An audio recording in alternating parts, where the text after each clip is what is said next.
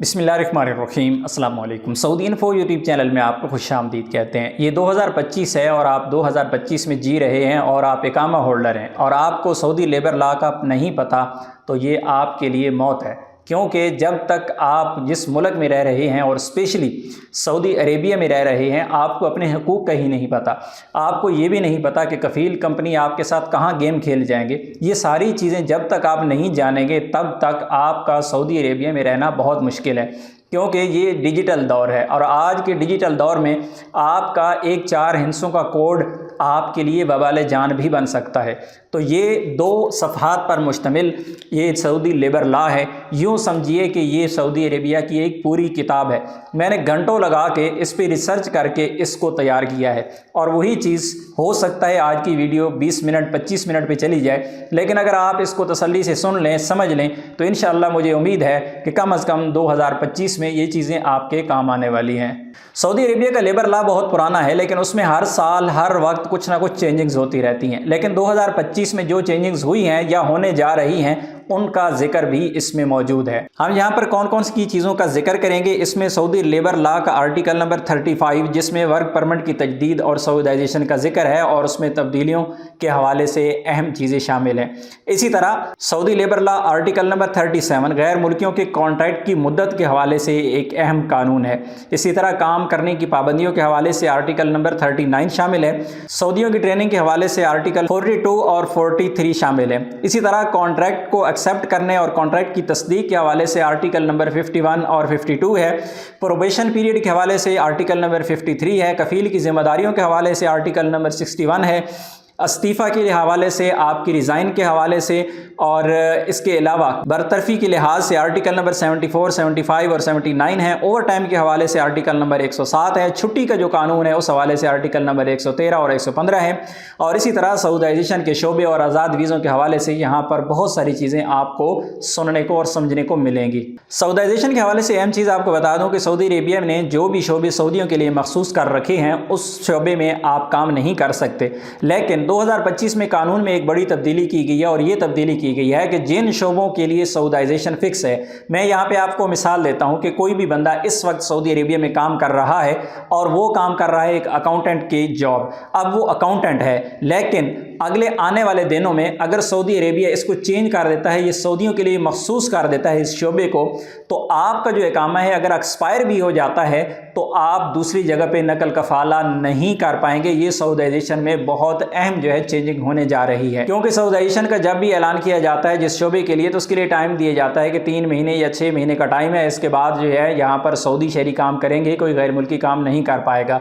Announcement हो जाएगी तो उसके बाद आपका इकामा एक्सपायर भी हो जाएगा, तो फिर आपका नकल कफाला करना दूसरी जगह पे नामुमकिन हो जाएगा। इसी तरह आपके कॉन्ट्रैक्ट के हवाले से एक बहुत ही अहम कानून पहले से मौजूद है। उसमें यह कहा गया है कि अगर आपका कफील कंपनी के साथ कॉन्ट्रैक्ट नहीं है, आपके पास कॉन्ट्रैक्ट ही नहीं है, ऑनलाइन कोई रिकॉर्ड नहीं है, इसके अलावा भी कॉन्ट्रैक्ट नहीं है, तो फिर क्या था, कानून क्या कहता था कि आपका जो कॉन्ट्रैक्ट है वो आपका इकामा है, यानी आपका इकामा वैलिड है तो आप कफील के कॉन्ट्रैक्ट के कफील के साथ पाबंद हैं, यानी आप कॉन्ट्रैक्ट के पाबंद हैं। इकामा एक्सपायर हो गया तो यूँ समझिए आपका कॉन्ट्रैक्ट एक्सपायर हो गया। आपका नया इकामा बना तो यूँ समझिए कि आपका जो कॉन्ट्रैक्ट है वो तजदीद हो गया। लेकिन अभी उसमें 2025 में जो चेंजिंग आई है वो क्या है कि अब आपका कॉन्ट्रैक्ट जो है वो आपका इकामा नहीं बल्कि आपका कॉन्ट्रैक्ट 1 साल समझा जाएगा। जिस डेट से अपनी जॉब शुरू की है उस कंपनी या कफील के साथ, तो आपका कॉन्ट्रैक्ट उस डेट से 1 साल होगा। और अगर 1 साल ख़त्म होने से पहले आपका कॉन्ट्रैक्ट तजदीद नहीं हुआ, कॉन्ट्रैक्ट एक्सपायर हो गया, तो दूसरा नया जो कॉन्ट्रैक्ट है वो ऑटोमेटिकली स्टार्ट हो जाएगा। आज़ाद वीज़ों के हवाले से पहले से कानून मौजूद है कि कोई भी कफील अपने वर्कर को किसी दूसरी जगह पे काम की इजाज़त नहीं दे सकता और इसी तरह कोई भी कफील किसी दूसरे कफील के बंदे को अपने हाथ जॉब भी नहीं दे सकता। इस केस में अगर कोई बंदा पकड़ा जाता है तो ऐसी सूरत में कफील और वर्कर दोनों के लिए सजाएं और जुर्माना है। जो आपका मौजूदा कफील है और जो जिसके पास आप काम कर रहे हैं, दोनों सज़ा और जुर्माना का सामना करना पड़ेगा। और इसी तरह जो वर्कर है गैर मुल्की है उसको डिपोर्ट कर दिया जाएगा। तो सऊदी मिनिस्ट्री ऑफ लेबर की तरफ से कहा गया है कि अगर आपने आज़ाद वीज़ा पे काम पे बंदा को छोड़ना ही है तो फिर अजीर सिस्टम पर अमल करें। आपका मौजूदा कफील जो है वो आपको अजीर के थ्रू परमिशन दे कि आप दूसरे कफील के पास काम कर रहे हैं, तो ये लीगल है, इस तरह आप कर सकते हैं। सऊदी शहरियों के हवाले से एक अहम कानून था, वो ये था कि अगर कोई भी कंपनी या कफील है उसके पास 50 या इससे ज़्यादा वर्कर हैं तो उसको एक कोटा मखसूस किया गया था कि वो अपने पास सऊदी शहरियों को रखे और उनको ट्रेनिंग दे। स्पेशली जो स्टूडेंट्स हैं जो अभी अभी तालीम से नए नए फारिग हुए हैं, कहा गया था कि इनको अपने पास रखें, इनको ट्रेनिंग दें, इनको काम सिखाएं, इनको सैलरी दें। और कंपनी की प्रोफाइल में ये सारी चीज़ें लगती जा रही थी कि एक कंपनी है उसने साल के अंदर कितने लोगों को ट्रेन किया, कितने लोगों को जॉब दी। और इसी तरह जब कंपनी का प्रोफाइल जो है वो अच्छी होती जाती थी तो उस बेस पे कंपनी के जो पॉइंट्स थे वो भी बढ़ते थे। लेकिन अभी इस कानून को चेंज किया गया है, लेकिन अभी तक ये अनाउंसमेंट नहीं हुई कि अब इसको कितना % किया गया है। पहले था 12%, अभी इसको कमी का ऐलान किया गया है। 2025 में इसका अनाउंसमेंट मजीद होगी कि अब कोई भी कंपनी कितने सऊदी शहरियों को अपने पास रखेगी, क्योंकि कंपनी और कफीलों की जानिब से काफ़ी ज़्यादा इस पर एतराज़ात हो चुके हैं कि हमने अपने पास गैर मुल्की भी रखे हुए हैं और दूसरे वर्कर जो हमारे ऊपर बोझ बन रही हैं, जिनको ट्रेनिंग देनी है या जिनको नए लोगों को हमने सैलरीज देनी है, तो ऐसी सूरत में कंपनी कफीलों का नुकसान हो रहा था। तो इस पर बाकायदा एक कानून की मंजूरी तो आ गई है कि अब इसको कम किया जाएगा, लेकिन कितने % रखा जाएगा फिलहाल इस पर बहस होना बाकी है।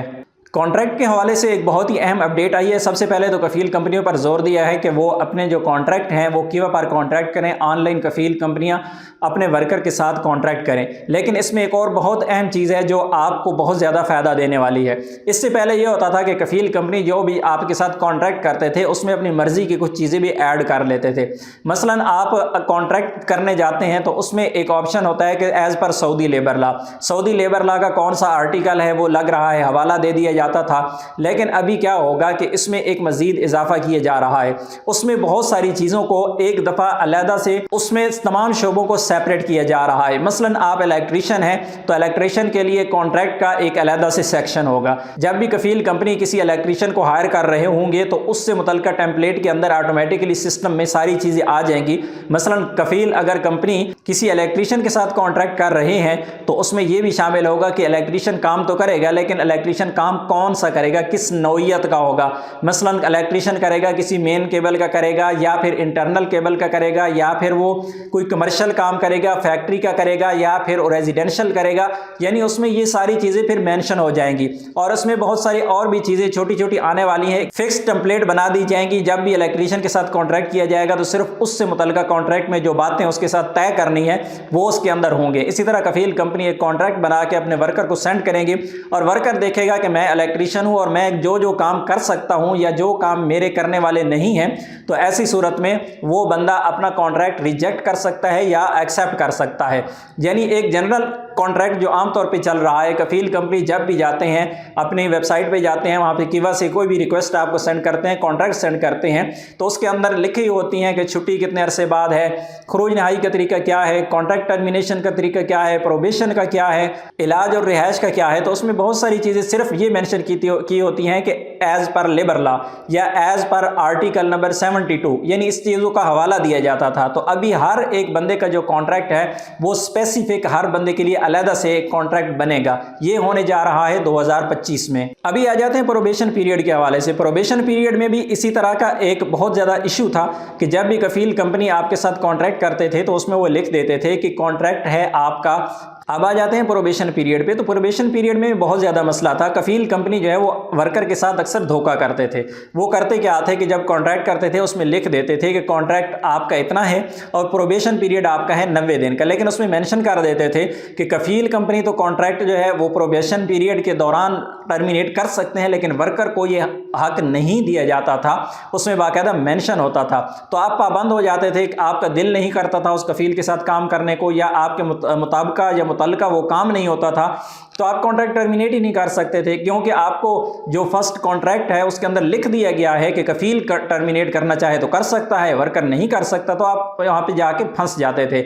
लेकिन अभी 2025 में होने जा रहा है कि आपको भी ये हक दिया गया है। जिस तरह मैंने पहले बात की है कि उसके अंदर स्पेशल जो है टेम्पलेट्स बनाई जाएंगी जिसमें ये कफील कंपनी को हक ही नहीं दिया जाएगा कि वो कॉन्ट्रैक्ट टर्मिनेट करने का हक अपने पास रखे, बल्कि कॉन्ट्रैक्ट टर्मिनेट करने का हक कफील कंपनी और वर्कर सब के पास होगा। इसी तरह कॉन्ट्रैक्ट जब आप किसी भी कंपनी के साथ करते हैं तो आपका प्रोबेशन पीरियड होता है 90 दिन, और उसके बाद 90 दिन से ज़्यादा अगर प्रोबेशन पीरियड को इजाफी आगे बढ़ाना चाहें तो ऐसी सूरत में मजीद 90 दिन उसको एक्सटेंड किया जा सकता है। लेकिन वो इस सूरत में एक्सटेंड होगा, वर्कर और कफील दोनों राजी होंगे तो फिर ये 90 दिन का जो प्रोबेशन पीरियड है इसको 180 दिन तक ले जा सकते हैं। अभी आ जाते हैं सैलरी के कानून से मुतल्लिक बात करते हैं। सैलरी का जो कानून है कटौती का, वो बहुत ही अहम है सब लोगों के लिए। बहुत सारे कफील कंपनी अपने वर्कर के साथ धोखा करते थे। वो क्या करते थे कि आपकी सैलरी काट ली, यानी आपने गाड़ी का नुकसान किया या इसके अलावा कोई और नुकसान बंदे के खाते में डाल दिया और सैलरी वहाँ से काट ली। अभी क्या होना है कि जब भी अल्लाह ना करे कि वाकई ही आपसे नुकसान होता है तो कफील कंपनी डायरेक्ट आपकी सैलरी नहीं काट सकते। वो सबसे पहले तो एक पेपर बनाएंगे, एक पेपर बना के आपको वो दिखाएंगे कि ये देखें आपने ये नुकसान किया है, आप ये गलती मानते हैं, इस वजह से ये आपकी कटौती की जा रही है। अगर आप मान जाते हैं कि हाँ जी मुझसे गलती हुई है और ये नुकसान मुझ पे बनता है तो आप उस पर साइन करेंगे बाकायदा। जब आप साइन कर लेंगे तो कंपनी कफील इस चीज़ के अहल हो जाएंगे कि वो आपकी सैलरी में से कटौती कर सकते हैं। अगर आप कहते हैं नहीं जी ये गलत है, मैंने तो ऐसा किया ही नहीं है, ये कटौती मेरी बनती ही नहीं है, जो आम तौर पे अक्सर ऐसा होगा भी, अगर गलती भी है तब भी लोग कहेंगे कि भाई मैं साइन नहीं करता, मैं क्यों कटौती करवाऊं, तो फिर कफील कंपनी को क्या हक दिया गया है कि वो आपको ईमेल करेंगे, वही वाला पेपर ईमेल करेंगे, आपको नोटिस करेंगे कि भाई आपने ये नुकसान किया हुआ है, हमने ये आपकी कटौती करनी है। अगर ईमेल नहीं करते तो आपका जो एड्रेस है, जो आपकी रिहाइश है, वहां पर आपको लेटर के जरिए आपके एड्रेस पे पोस्ट के जरिए ये लेटर भेजा जाएगा और बताया जाएगा कि आपने ये वाला नुकसान किया, इस वजह से हमने आपकी कटौती करनी है। जब ये लेटर आपको रिसीव हो जाता है तो उसके बाद आपके पास टाइम है 15 दिन का। टोटल 15 दिन के अंदर आप उसके खिलाफ केस कर सकते हैं। अगर आप सच पे हैं, आप हक पे हैं, आपने नुकसान नहीं किया, तो 15 दिन के अंदर आप उस कफील कंपनी के खिलाफ केस करेंगे कि ये जो मुझ पे इल्ज़ाम लगाया गया है ये गलत है। अगर 15 दिन के अंदर आप केस करते हैं तो ठीक है, अगर 15 दिन में केस नहीं करते और टाइम ऊपर गुजर जाता है तो ऐसी सूरत में आपके पास जो केस करने का हक है वो ख़त्म हो जाएगा, आप केस नहीं कर पाएंगे। इसी तरह अगर आप केस कर देते हैं 15 दिन के अंदर और उसके बाद आपके केस का फैसला जो गलत आ जाता है, यानी आपकी तवक्कुआत के खिलाफ आ जाता है, कफील के हक में आ जाता है और आपको लगता है कि ये फैसला तो है ये गलत हो गया है, मैंने तो ये गलती की ही नहीं है, ये जानबूझ के मेरे खिलाफ एक साजिश की गई है और यह अदालत का फैसला भी गलत आ गया है, तो फिर आपके पास है 30 दिन का टाइम। 30 दिन के अंदर अंदर आप उस फैसले के खिलाफ जाके अपील कर सकते हैं। और ये टाइम जो दिया जाता है 15 दिन का, 30 दिन का, या इसके अलावा जो जो टाइम आपको दिए जाते हैं कि इतने दिन के अंदर आप कार्रवाई कर सकते हैं, तो इसमें जितनी भी छुट्टियां होती हैं वो शामिल नहीं होती। मसलन दरमियान में अगर ईद की छुट्टियां आ जाती हैं या इसके अलावा गवर्नमेंट की कोई और छुट्टियां आ जाती हैं तो वो छुट्टियां जो है वो गिनती नहीं की जाती, बल्कि आपके पास पूरे 30 दिन होते हैं और पूरे 15 दिन होते हैं। अब आ जाते हैं कि आपने कॉन्ट्रैक्ट ख़त्म करना है। कॉन्ट्रैक्ट आपका कंपनी के साथ हो चुका है और कंपनी आपकी चाहती है कि आपका कॉन्ट्रैक्ट जो है वो ख़त्म किया जाए। अब आ जाते हैं कॉन्ट्रैक्ट पे। आपका कॉन्ट्रैक्ट कंपनी के साथ है, आपकी कंपनी आपका कॉन्ट्रैक्ट टर्मिनेट करना चाहती है, तो ऐसी सूरत में क्या होगा कि जब आप राज़ी होंगे तो ऐसी सूरत में कॉन्ट्रैक्ट टर्मिनेट हो सकता है, अदरवाइज़ नहीं होगा। इसी तरह कंपनी के साथ आपका कॉन्ट्रैक्ट है और आप चाहते हैं मैंने कॉन्ट्रैक्ट को टर्मिनेट करना है, कॉन्ट्रैक्ट ख़त्म करना है कंपनी के साथ। अगर कंपनी कफील इस बात पे राज़ी हैं, दोनों पार्टी राज़ी हैं, तो तब कॉन्ट्रैक्ट ख़त्म होगा, अदरवाइज़ ये कॉन्ट्रैक्ट ख़त्म नहीं होगा। अगर कोई बंदा कॉन्ट्रैक्ट ज़बरदस्ती ख़त्म करेगा, अगर कंपनी ख़त्म करती है कि नहीं जी हमें आप नहीं चाहिए, आप हमारी जॉब से फारिग हैं, आपका कॉन्ट्रैक्ट टर्मिनेट कर दिया गया है, तो बाकी जो कॉन्ट्रैक्ट होता है उसकी सैलरीज जो होती हैं वो आपको मिलना होती हैं एज़ पर लेबर लॉ। आप उसके खिलाफ कानूनी कार्रवाई करते हैं कंपनी के खिलाफ कि कंपनी ने मेरा कॉन्ट्रैक्ट टर्मिनेट कर दिया है, लिहाजा मेरे जो बाकी सैलरीज हैं, जितना अर्सा मेरा कंपनी के साथ बाकी था, वो सैलरीज आपको मिलेंगी। लेकिन यहाँ पर कुछ और भी सऊदी लेबर लॉ के रूल्स हैं, अगर हम यहाँ पे डिस्कस करेंगे तो वीडियो बहुत ज़्यादा लंबी हो जाएगी।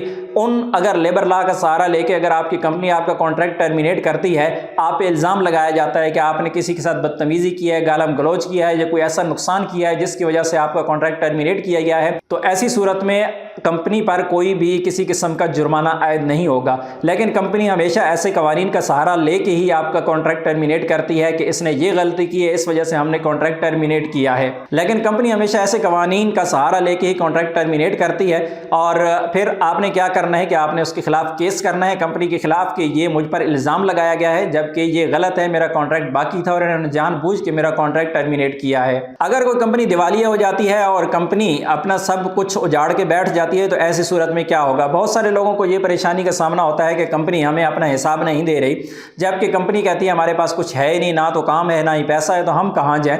ऐसी सूरत में जब अदालत अगर कोई हुक्म दे दे कि कंपनी दिवालिया हो चुकी है तो फिर आपको अदालत के हुक्म के तहत चलना होगा। यानी अदालत हुक्म देती है कि कंपनी आपको किस्त वाइज कुछ पे करेगी, या फिर कंपनी इतना अरसा तक आपको पे नहीं करेगी, उसके बाद पे करेगी, तो फिर आप अदालत के हुक्म के पाबंद हो जाते हैं। अगर किसी बंदे का जो कॉन्ट्रैक्ट है वो अनलिमिटेड है, उसमें मेंशन ही नहीं है कि वो उनका कॉन्ट्रैक्ट कब का है। यानी एक बंदा है 10-15 साल से एक कफील के साथ चल रहा है, कभी उसको याद ही नहीं है कॉन्ट्रैक्ट कब हुआ था, उसमें लिखा ही नहीं है, हर बार उसका कॉन्ट्रैक्ट जो है वो ऐसे ही चलता जा रहा है। तो ऐसी सूरत में अगर आप कंपनी कफील को छोड़ना चाहते हैं तो क्या होगा। ऐसी सूरत में 30 दिन पहले, कॉन्ट्रैक्ट ख़त्म करने से 30 दिन पहले आपका काम है कंपनी को नोटिस करना कि मैं जॉब छोड़ना चाहता हूँ और मैं मज़ीद आपके साथ जारी नहीं रखना चाहता।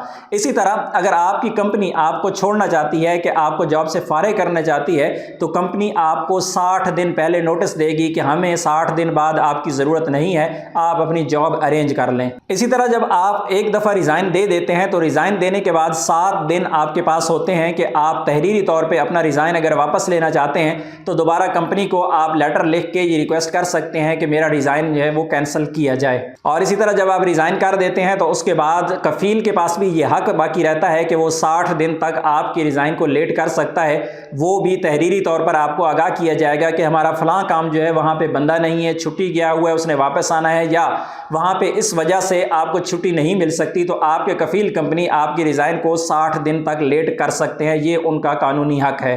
इसी तरह अल्लाह ना करे जॉब के दौरान अगर किसी की बीवी की, बच्चों की अगर मौत हो जाती है तो 5 दिन की छुट्टी कंपनी पर लाजिम है कि वो अपने वर्कर को 5 दिन की छुट्टी दे। अगर बहन भाई या किसी और ब्लड रिलेशन की वफ़ात हो जाती है तो ऐसी सूरत में 3 दिन की छुट्टी के अहकामात लेबर लॉ में मौजूद हैं और इसकी सैलरी आपको मुकम्मल मिलेगी। उम्मीद है आज की इन्फॉर्मेशन आपको अच्छी लगी होगी। इन्फॉर्मेशन अच्छी लगी तो वीडियो को लाइक ज़रूर कीजिएगा। मिलते हैं नेक्स्ट वीडियो में, तब तक के लिए इजाज़त दीजिए। अल्लाह हाफिज़।